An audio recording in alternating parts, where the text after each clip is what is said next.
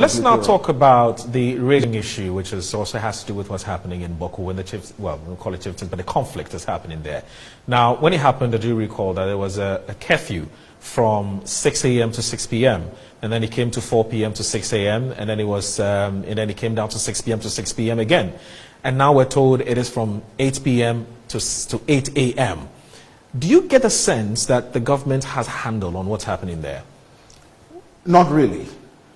Government doesn't really have a handle on what is happening there. You know, why so? Curfews are kind of a stopgap measure to ensure that the feuding parties, no one is on the street. People move out, people stay in their rooms for the security agencies to take control of the situation. But usually it is for a very short term.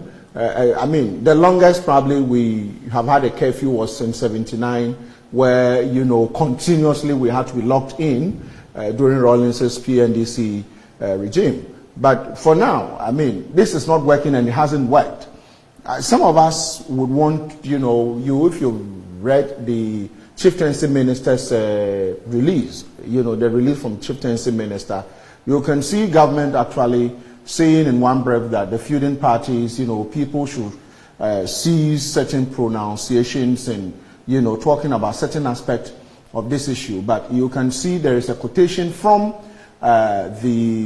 Supreme Court, which was a certain ruling according to the Chieftaincy Minister, but he did not actually probably put a lot more emphasis on that ruling. And so you confuse everybody. Right. What is a ruling about you are quoting in 2003, and you are not letting us know? I had a conversation with a sister media this afternoon, and some of the youth groups in the Bawku area seems to think that even some of us are in support of one faction or the other. Faction or the other, right. Which is not good. And so I think that government, you know, machinery, those who are talking about these things should be very clear in order not to confuse, you know, further escalates whatever is going on there. But the security situation, I think at the moment is under control. But for how long? It is because Bawku at the moment is under siege.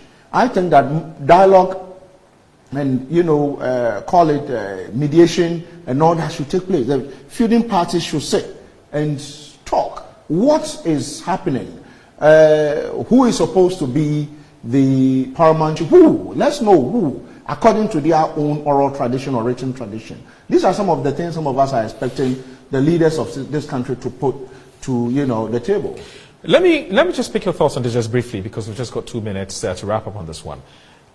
Usually when these conflicts come up, it's either it is ethnic in nature, or it is land related, or it is political in nature, or it is just pure criminality.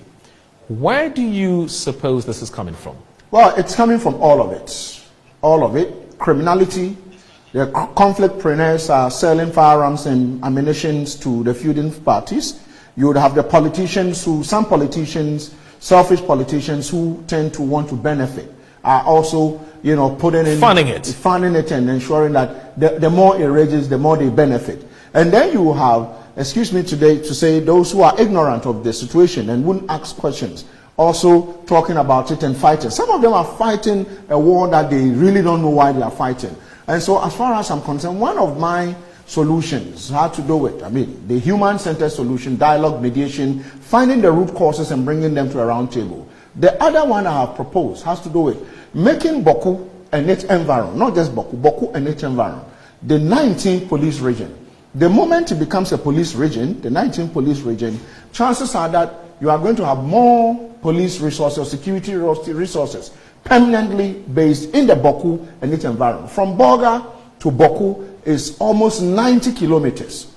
If Tema, which is just few kilometers, to Accra is a region, Kaswa, which is few kilometers from Accra, and Cape Coast is a region, then there is nothing wrong if you say Bawku, which is almost 100 kilometers or 90 kilometers, far away from Boga, becoming a police region. There's something wrong. Right. Mine is that let's look at short-term, medium-term, and long-term solutions to, you know, what is happening in Bawku at the moment. Right, it's a crisis situation, as you rightly said. I want to thank you very much, Dr.